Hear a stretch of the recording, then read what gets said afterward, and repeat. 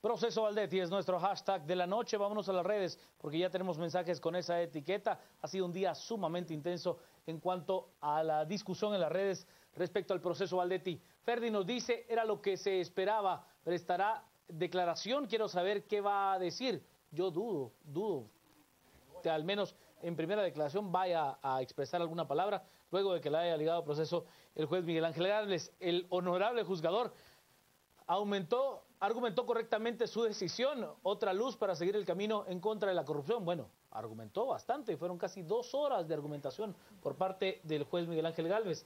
Jorge Méndez nos dice, proceso Valdetti ligarla es el primer paso que está bien dado por el juez Gálvez, es justo y la población lo pedía. Rodrigo nos plantea, victoria bien sustentada por el Ministerio Público y la CICIG, ojalá se consolide en una condena y la traten como se merece. Emerson va a hacer un buen camino, pero es molesto que tenga privilegios en la cárcel, nos dice proceso Valdetti. Bill Rojas nos dice, llena de esperanza y energía a un pueblo que después de tantas decepciones ya deambula como un zombi por la vida. Fue una audiencia, a ver, para aquellos que no somos juristas, que no somos abogados, haber visto durante tanto tiempo una audiencia con las dos partes, con lo que presentaba el Ministerio Público, con lo que presentaba CICIG, con la argumentación del licenciado Mario Cano, que fue muy comentada también en las redes sociales, para terminar con esa muy extensa locución por parte del juez Miguel Ángel Gálvez. Pues para todos los ciudadanos que no somos conocedores de los procesos en tribunales, oye, nos parecía como mucha incertidumbre saber si lo que argumentaba Cano podía rebatir lo que había dicho el Ministerio Público. Rick, buenas noches, el licenciado Edgar Ortiz. Buenas noches, Juan Carlos. Buenas noches, Carmen. Buenas noches, Edgar. Y buenas noches a todos los que nos acompañan esta noche a las 10 p.m. Un interesantísimo programa que tenemos hoy porque, bueno, el juicio, no sé si del año, porque con tantos eventos que hemos tenido, ya no sé cuál va a ser el del año. Creo que lo decidiremos en diciembre, en el último programa que tengamos. Pero, sin duda alguna, un juicio histórico, un juicio de muchísima importancia, pero también, lo digo, un juicio que, como Juan Carlos bien menciona ahora mismo, muy difícil para el ciudadano de a pie. Muy difícil, me refiero de comprender, ¿no? De entenderlo, De sí. entender en sus dimensiones, porque hay que distinguir dos cosas, creo yo, a este punto del proceso. Una cosa es los hechos que creamos que se cometió Roxana Valdetti, y otra cosa es lo que se pueda probar en el juicio, ¿no? Y aquí lo digo por una razón.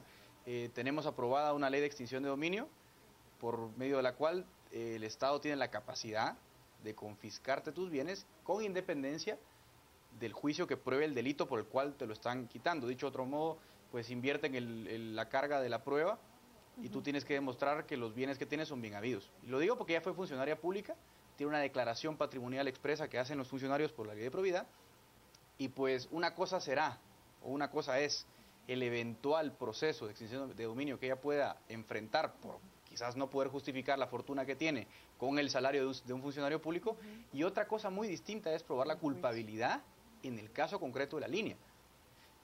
Sobre todo porque otras imputaciones relacionadas con el caso de la línea tampoco han sido dilucidadas aún. O sea, el tema es que, claro, para el ciudadano a pie, haber visto, por ejemplo, en su momento a Iván Velázquez dar una conferencia de prensa con escuchas telefónicas explicando que hay una serie de defraudación aduanera que, bueno, para cualquier persona medianamente informada sabíamos que no era nada nuevo, pero ciertamente él ofreciendo algunos indicios interesantes, pues se dejaba ver que hay un caso abierto. Ahora, ¿cuál es el problema importante en este juicio? Probar, y esto es muy difícil, que hay conexión entre el delito cometido y el enriquecimiento patrimonial de Roxana Valdetti. Es decir, hay que demostrar que producto, exactamente, que producto de esa organización criminal, la aduanera, ella se enriqueció. Si no, tú no puedes probar la defraudación aduanera. Claro. Mucho la asociación ilícita, que es el típico delito que, por ser una ley penal tan amplia, a lo mejor ella puede formar parte. Y entonces, en ese caso, Aquí hablamos del rastreo del dinero. Saber que el dinero que supuestamente estaba entrando a esa R2 o recaudación 2 o la cola, llegó a manos directas o a las cuentas directas de Roxana Valdetti. Eso es muy complicado de poderse rastrear. Claro, porque los pagos son en efectivo, son por medios alternativos al sistema financiero, y con lo cual tiene que tener una prueba muy contundente de su participación. O sea que yo ahí tengo dudas, no solo de Roxana Valdetti, de los otros de todos los imputados del caso de la línea. Es excesivamente difícil probarlo porque está fuera del sistema legal, no es un peculado. Pues tú pruebas peculado, peculado es el delito por el cual tú sustraes patrimonio público, pues puedes probar, ¿no?, que hay una desviación de la plata del Estado a tu bolsillo. En este caso no, porque es una mordida que se cobra fuera de ley. Entonces cualquier estimación que tengamos es bastante lucrativa y difícil de probar. Eso lo dejo en primer punto. Si quieren, luego vamos comentando con más detalle las declaraciones de las partes, ¿no? Solo vamos a las redes, Lick. De verdad, va a ser un tema apasionante el día de hoy. Ya somos trending topic a esta hora con proceso Valdetti. Obviamente es un tema que genera muchísima, pero muchísima participación. El licenciado Cristian Manolo Castillo, analista titular de este espacio, nos dice: las medidas sustitutivas son una posibilidad en el proceso Valdetti, la cosa está en manos de los operadores de justicia, paciencia pueblo, es lo que nos dice el licenciado Castillo. Josué, resolución bien fundamentada versus más, sin embargo, que fue pues una de las frases que también se convirtió en trending topic durante buena parte del día, porque fue utilizada reiteradamente por el licenciado Mario Cano. Juan, ¿no les parece curioso que todo esto se haya dado a conocer 2 semanas antes de las elecciones? Aplausos al juez, valió la pena esperar. Nos dice Juan Carlos, en otras noticias, el abogado Cano aseguró su nulo futuro profesional luciendo una penosa pobreza de lenguaje, es lo que nos plantea Juan Carlos. Un circo, una bofetada a este pueblo cansado de tanta corrupción. Nos dice, qué bien se miraría esto, gracias señor juez, gracias juez Miguel Ángel Gálvez, 15 millones de guatemaltecos honestos, estamos agradecidos, es lo que nos plantea. El doctor Hernández, el juez Gálvez fue objetivo y apegado al derecho, el país necesita justicia y no venganza, eso es institucionalidad. Yo estoy de acuerdo con lo que plantea el doctor Hernández, justicia, no es lo mismo que venganza, hay que respetar el proceso y hay que probarlo todo. ¿Para qué? Para que no haya ninguna duda, para que no haya ningún error procedimental. Tenemos que ser de verdad muy minuciosos y también muy acuciosos en la fiscalización, licenciada Carmen Lorena Ortiz. Bueno, yo primero quisiera expresar mi felicitación al juez Miguel Ángel Gálvez. Creo que es reconfortante ver una sesión como la que se desarrolló hoy en tribunales. Y si bien algunas personas vieron con impaciencia el hecho de que él se demorara tanto, hora y media más o menos en dar su argumentación, es que, señores, no estamos frente a cualquier caso, es un caso bastante serio donde no están en juego tampoco 2 centavos ni es cualquier persona, es la ex vicepresidente de la República, se está hablando de los bienes públicos, se está hablando del desfalco, de la defraudación al Estado. Este caso lleva meses en proceso de investigación por parte de la FESI y la CICIG. Por respeto, creo yo, tanto a los investigadores como a los ciudadanos, el juez tenía que dar una explicación, un argumento tan hilado como el que dio, porque tenía que sustentar su decisión alrededor de 3 delitos en concreto. Y mientras iba él hilando su argumentación sobre estos 3 delitos en concreto, iba dando toda una cátedra a los ciudadanos. Eso fue una cátedra. Además de que también le llamó en algunos momentos duramente la atención a la ex vicepresidente. Y prácticamente le decía, ¿cómo es posible que usted, siendo ex vicepresidente, no se haya dado cuenta de esta situación? Entonces, si no era usted, ¿quién? Bueno, fue duro también con el presidente, le decía, ¿por qué usted tendría que llamar para cambiar a una persona de recursos humanos? Porque tiene un interés. Así le decía. Entonces, esa parte a mí me pareció muy bien. Entonces, a veces somos muy impacientes. ¿Por qué lo digo? Porque yo vi tweets a lo largo de la tarde en donde algunos decían, ay, por favor, señor juez, ¿por qué no nos dice lo que tiene que decir en 140 caracteres? Sí, casi, ¿no? Es imposible la responsabilidad que ese hombre tiene sobre sus hombros. Eso no se puede hacer. Pero creo que eso está muy bien. Habrá que ver el reto de lo que se viene ahora, como mencionábamos ahora a las 8:45, esto de las medidas sustitutivas y el poco tiempo que a partir de allí el juez va a conceder al Ministerio Público para seguir presentando pruebas, era una preocupación. Pero según nos decían los abogados, 3 meses, según nos decían los analistas y los abogados, y según expresó también el comisionado Velázquez en su momento y el fiscal Francisco Sandoval, ya tienen muy hilados, muy articuladas estas pruebas. Eso fue lo que permitió que aun cuando Cano únicamente hizo referencia en su intervención a las grabaciones o a las intercepciones telefónicas, finalmente el juez le dice, mire señor, es que aquí no estamos hablando únicamente de las intercepciones telefónicas, esto viene confrontado con esta prueba documental, con esta otra, con esta otra. Que el licenciado Ortiz lo ha dejado claro durante muchas veces, o sea, la escucha telefónica en sí mismo no tiene un peso probatorio definitivo. Algunas serán muy obvias, pero aquí estamos es que hablando... usted no puede probar un delito, o sea, lo que tendría que tener es esa corroboración. Aquí está la llamada, esto fue lo que se dijo, aquí está el depósito que se hizo esa misma fecha y aquí se fue a dar el dinero. Sería la forma de ir corroborando todo lo que se va expresando. Hoy en un momento solo estoy con Proceso Valdetti, que es nuestro hashtag de la noche, para que usted pues siga interactuando con nosotros. Nos plantea el licenciado Douglas Chacón, tuitea con nosotros, se le saluda desde este espacio. La justicia requiere mucho tiempo para explicar con palabras lo que un ser humano decide hacer muy mal de modo libre, es lo que nos plantea el licenciado Chacón. Agrónomo Usac nos plantea, va mejorando, pero lo ridículo es la protección a una delincuente, no se le quita, no se lo quita a la ministra de Gobernación.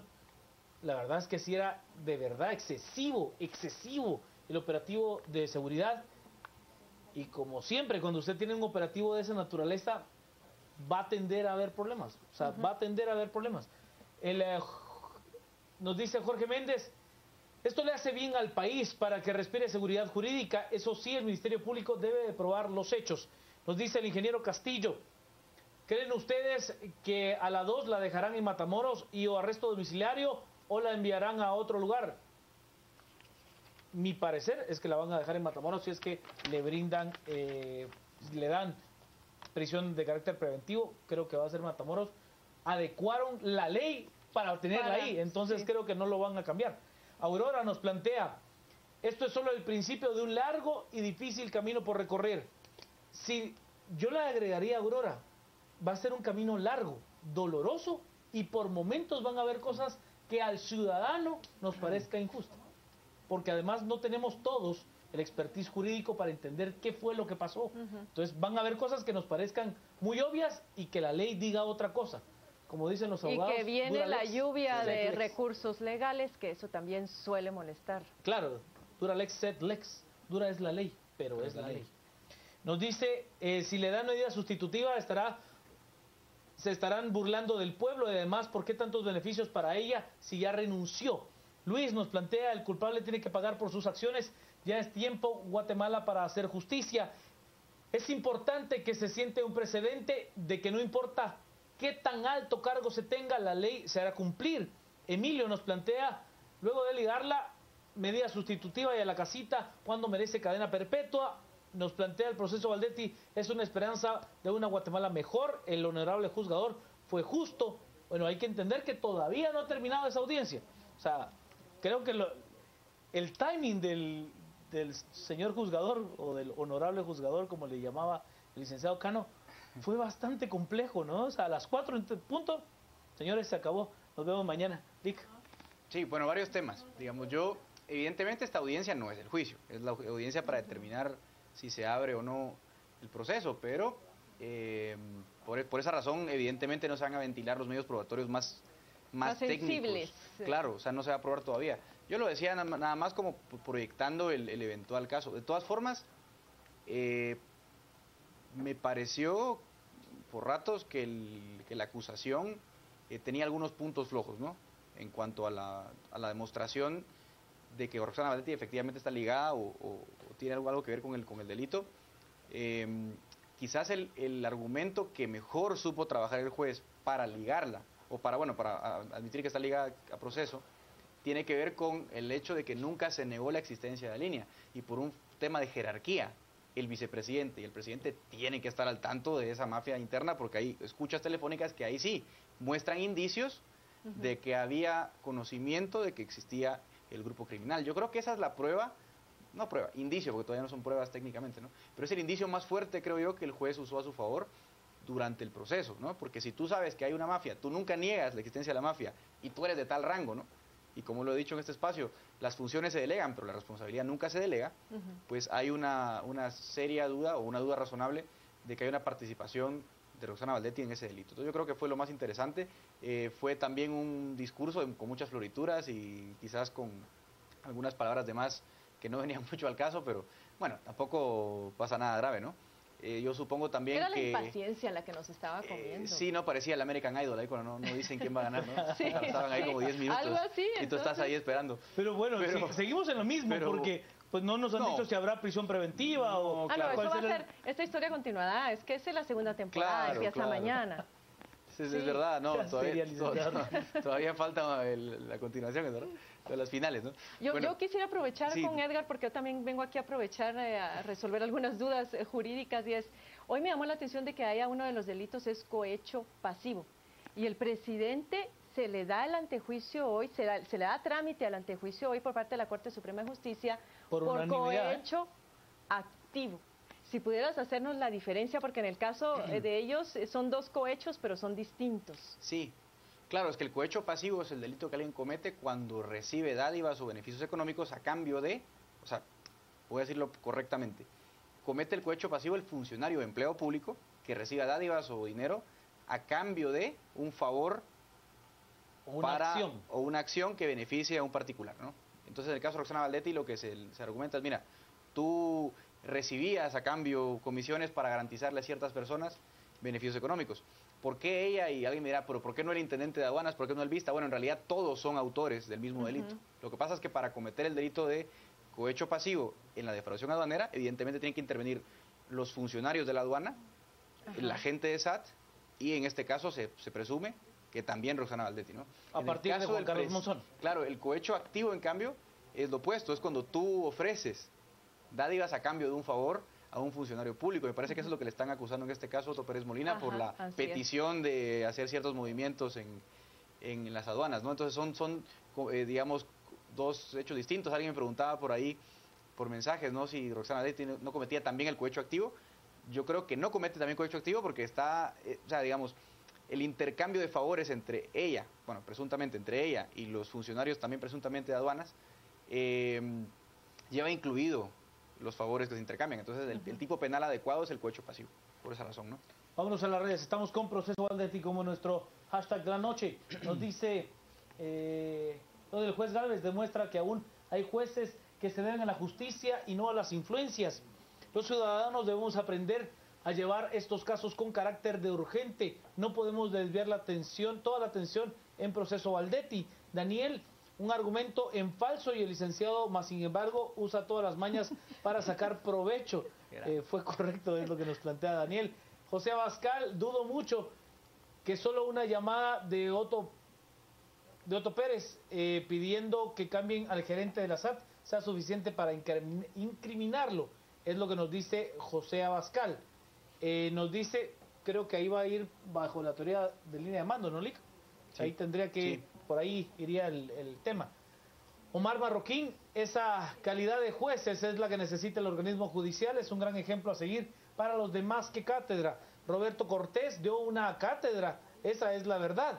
Carolina, no olvidemos la estafa de la fórmula mágica del lago de Amatitlán, ese será otro proceso. César Andrino, es increíble que la prensa sea violentada. ¿Dónde está el derecho de informar y ser informados? Yo le voy a responder a César en una autocrítica como reportero que soy y que he sido toda mi vida. A veces, de verdad, la adrenalina nos gana y en este tipo de situaciones donde hay una excesiva seguridad, es regular que se cometan errores de ambas partes. Del elemento de seguridad que no entiende cuál es la función de un reportero y del reportero que tampoco entiende en demasía cuál es la función que ese elemento ya tiene designada. Y entonces nosotros tratamos de tener una toma que ninguno de nuestros compañeros tenga y comenzamos a buscar una toma que además tiene poco valor. Si vemos en realidad la toma de este vidrio polarizado donde no se veía casi nada, pues la toma se puede utilizar poco.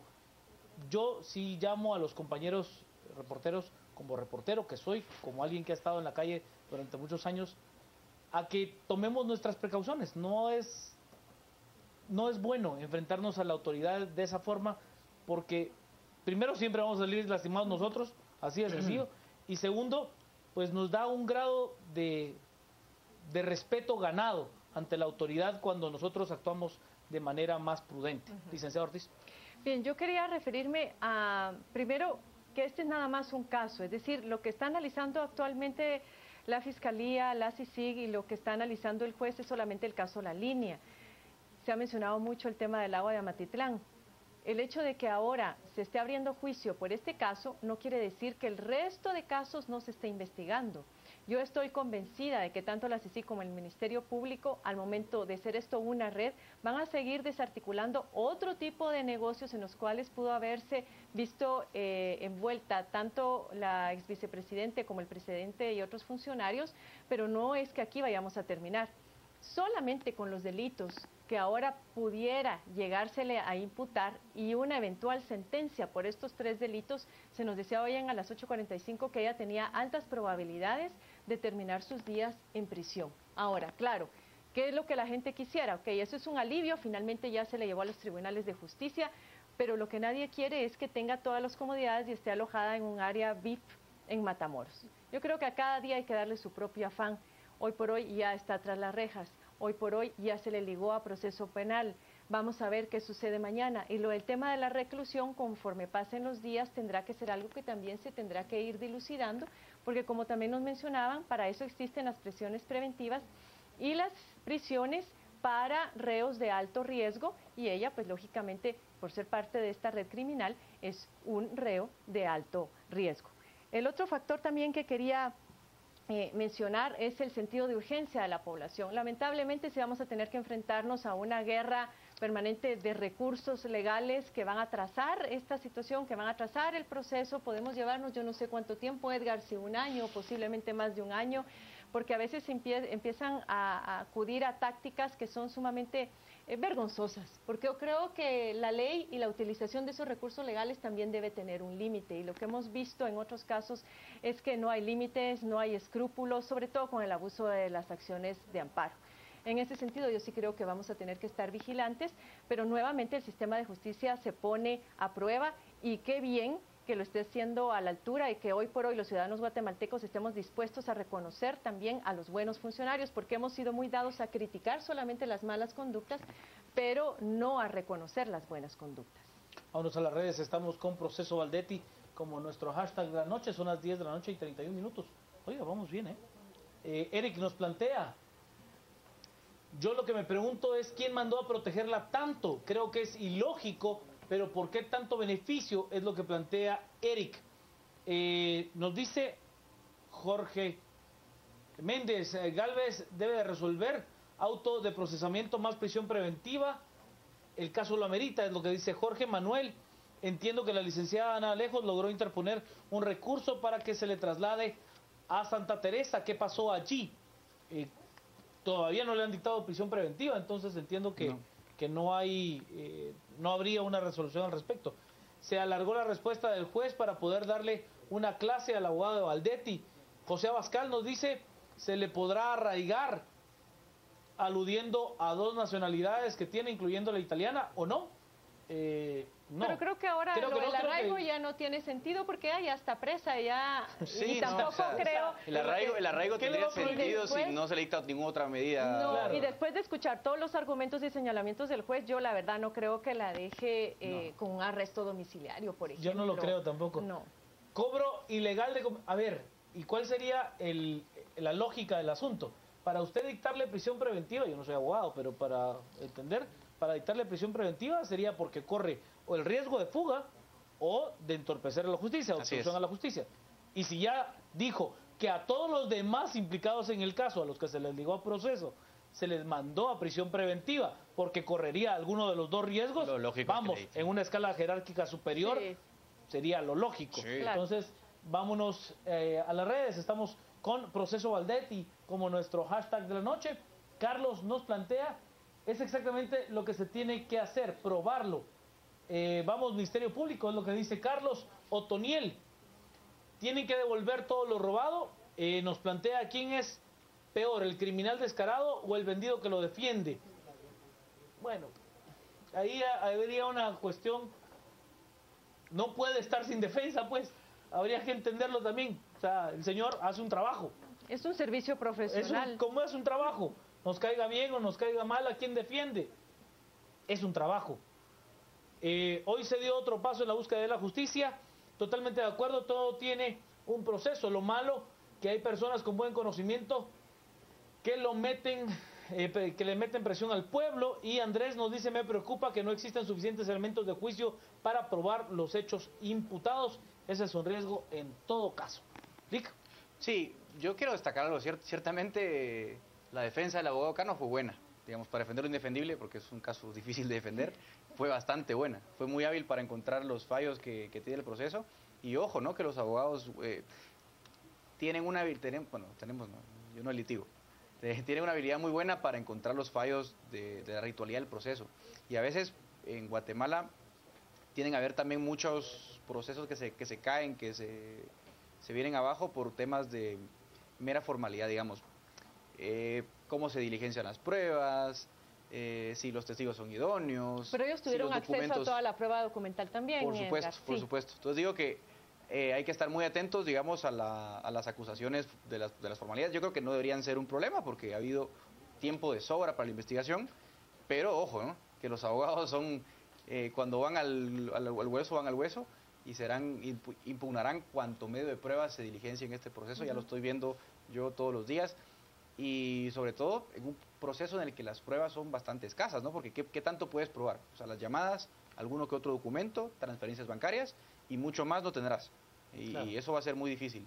O sea, creo que hay suficientes indicios para dictar el auto de prisión preventiva y uno esperaría que esa sea la resolución o como lo del planteó juez, pero, el juez, ¿no? Que pero habría falta mucho, fotografías o videos de alguna reunión entre X, Y y Z personas, que sería claro. quizás... Bueno, pero eso nadie ha dicho que no existe.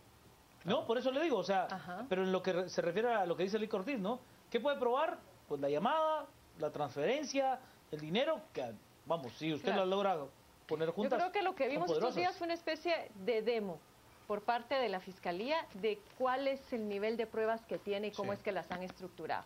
No han tirado todas sus cartas, lógicamente. No. Y No es eso el lo momento vamos tampoco. no es el momento tampoco. Lo vamos a seguir viendo en los próximos días y ahí sí nos vamos a seguir llevando sorpresas. Claro. Y No, vamos pero una a tener cosa... otras cátedras, seguro. Una cosa que hay que decir, porque se especula y por las redes lo preguntan varios tuiteros, ¿no? Algunos preguntan por la extradición, otros preguntan por la extinción de dominio. Son absolutamente independientes la una y la otra. Si hubiera una eventual extradición, que no hay, porque no hay ninguna solicitud formal pública de extradición, si la hubiera en todo caso, porque cometió un delito fuera del territorio nacional, pues eso tiene absolutamente nada que ver con este juicio. Puede salir absuelta de este juicio, ir extraditada, puede salir culpable de este juicio, cumplir su condena, Portillo. ir extraditada igual que Portillo. Y la extinción de dominio, ojo, que es absolutamente independiente. Puede que salga absolutamente ilesa de este juicio, pero aún así se le diga, mira, tú no puedes probar la procedencia de tus bienes, por lo cual te los Y extingo. puede irse con O las sea, tres. Exactamente. Puede irse sentenciada aquí, puede también ser extraditada Y y se le también puede cumplir dar la una extinción de sentencia dominio. y también la extinción de dominio. Entonces tenemos el combo completo. Y que- habría un eventual caso, que tampoco habría que dejarlo de lado, que saliera absuelta acá, que no existiera una orden de extradición y que ella, pues, de manera legal pudiera probar el origen de su dinero. Sí, los no, escenarios son múltiples. múltiples. O sea, Algunos más son verosímiles múltiples. que otros, pero sí. Claro, vámonos a las redes para cerrar el tema, son las 10:37. Nos dice el señor Cáceres, aunque la jaula sea de oro, no deja de ser prisión, parafraseando a un grupo mexicano muy conocido. Los privilegios se le acaban con la renuncia del presidente, nos dice justo, son los que están en el proceso, y nos muestran esta fotografía, este dibujo que es muy ejemplificante, ¿no? La triste realidad de nuestro país, que hacen todos esos policías, están protegiendo a los ladrones, es lo que dice esta viñeta.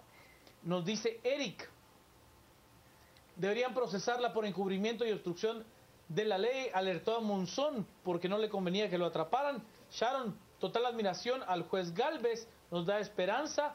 Josué, ella debe ser tratada igual que una procesada normal. J.C. Chávez, justicia ante todo, y nos muestra este cartel que ha sido muy viral a lo largo de los últimos días, ¿no?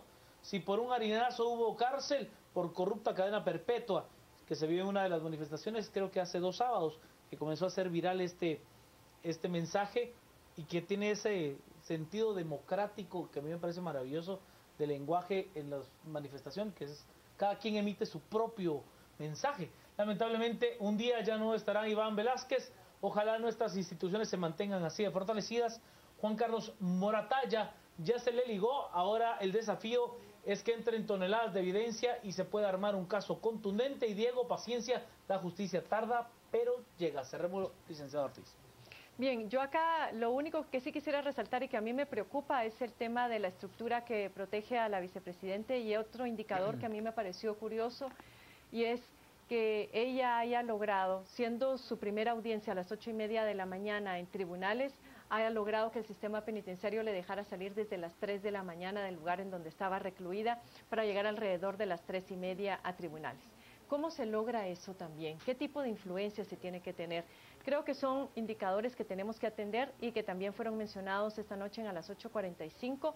Estamos frente a una red bastante blindada, bastante fuerte, y el hecho de que la señora ya haya sido llevada ante los tribunales de justicia no quiere decir que no quitemos el dedo de lo que es el sistema penitenciario y todo este tipo de hechos que a veces se ven únicamente como hechos, pero que tenemos que preguntarnos los por qué y hasta dónde esas redes podrían llegar a protegerla y a blindarla en este caso. Vamos a ir a la pausa. Al regresar seguimos con el tema. Estamos con Proceso Valdetti como nuestro hashtag de la noche a las 10 p.m.